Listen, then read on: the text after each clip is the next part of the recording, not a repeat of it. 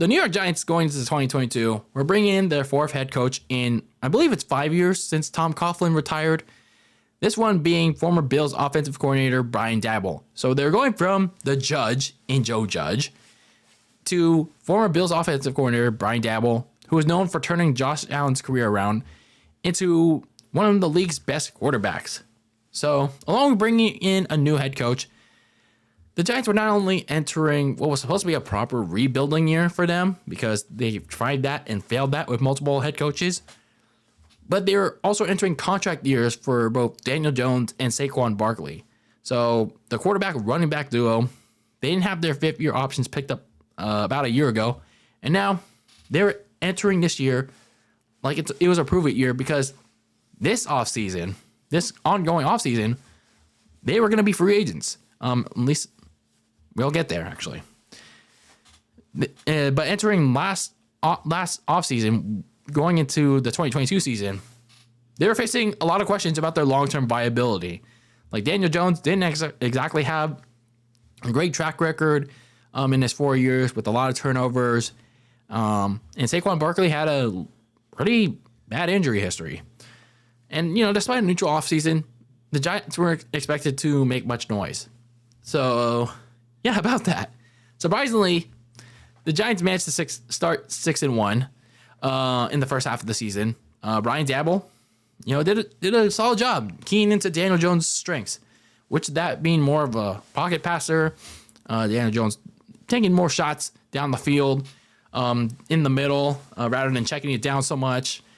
They really took advantage of his rushing ability. We saw a lot more of Daniel Jones, the runner, and it did pretty well for them.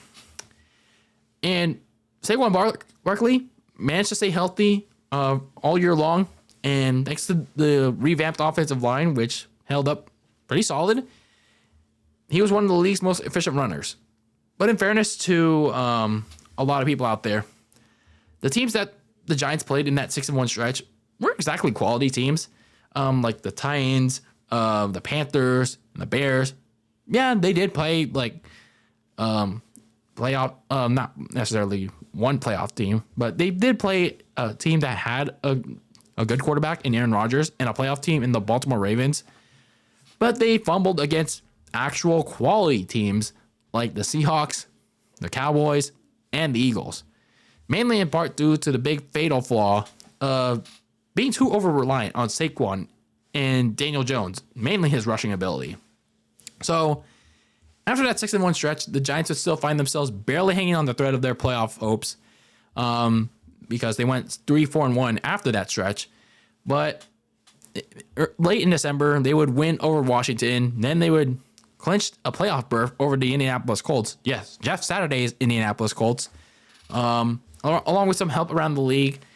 And the Giants, they would get their first winning record at 9-7-1 and their first playoff berth since 2016. So they were the 6th seed in the playoffs.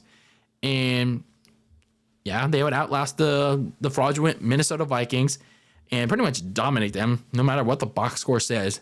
But then, the limitations showed against the top seed Philadelphia Eagles. They were smashed.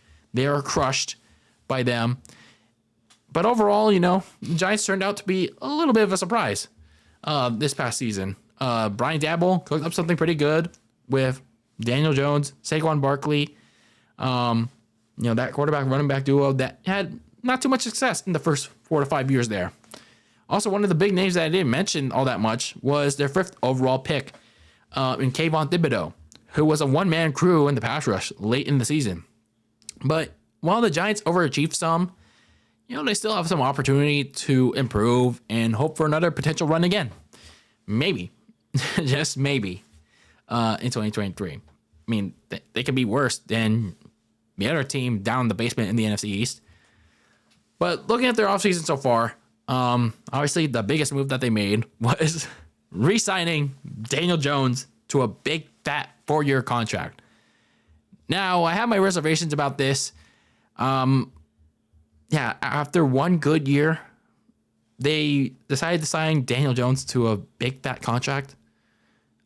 All I can say is I just hope that the Giants don't regret this. They probably will, I'm certainly thinking that they will, but we shall see. They also franchise tag Saquon Barkley, so obviously that was going to be a difficult decision for New York going into this offseason.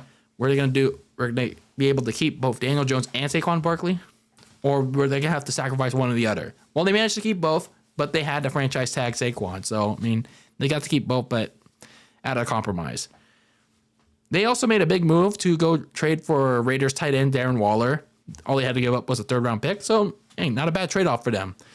It's just only a matter of can Darren Waller stay healthy to be effective in this Giants offense.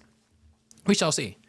They also signed former Colts receiver Pierce Campbell. I mean, third wide receiver 3 for them. I mean, okay.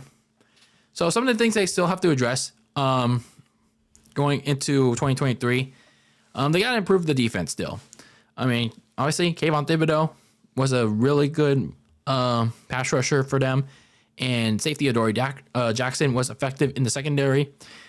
But they still need some help if the Giants want to limit those opportunities of opposing offenses.